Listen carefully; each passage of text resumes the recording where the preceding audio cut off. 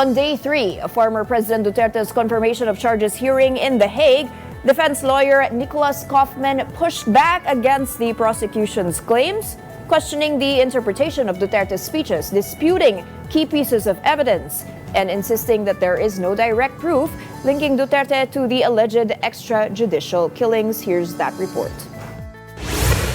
On the third day of the International Criminal Court's confirmation of charges hearing, it was the camp of former President Rodrigo Duterte that fired back at the prosecution's arguments. But before that, Duterte's lawyer, attorney Nicholas Kaufman, clarified that the defense does not intend to disrespect the souls of the deceased. The defense does not disrespect the soul of any deceased person, nor does it make light of the loss of life.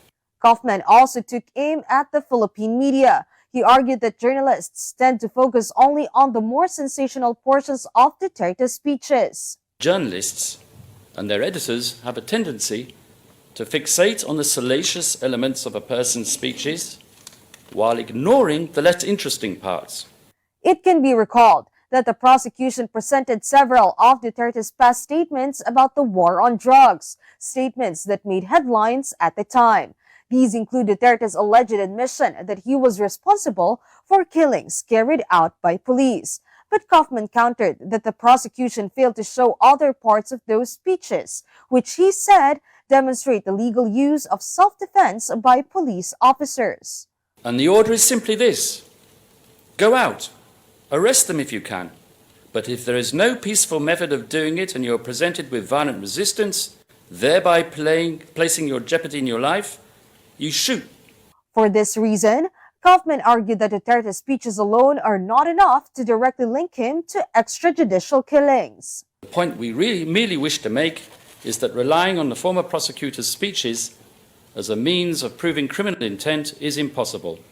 Meanwhile, Davao City-based journalist Ben Jason Teshorna objected to the prosecution's presentation of his video, which showed Duterte watching CCTV footage of the killing of 3 suspected thieves at Agdao Public Market in 2013. In his affidavit, Teshorna said the prosecution did not have permission to use his copyrighted video. He also denied any association with what he described as a tampered or spliced version of the footage, saying its broadcast has damaged his reputation and put his family at risk.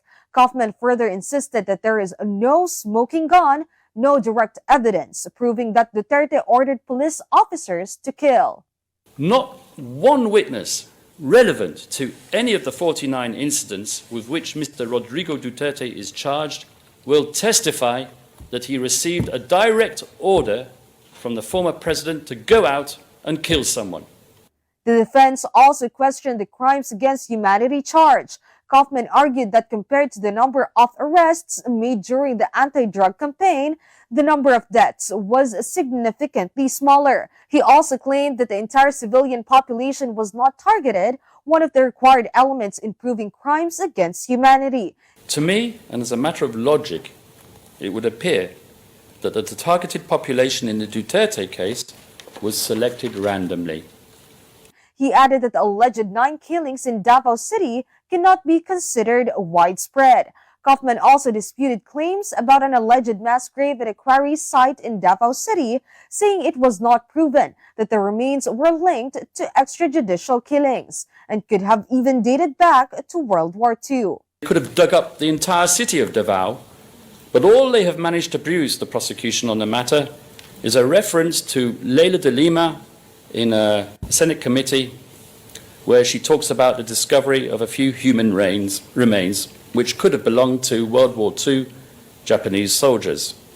In the second session of the hearing, Kaufman questioned the prosecution's use of the word neutralization, which it equated with murder in anti-drug operations. He argued that neutralization does not necessarily mean killing.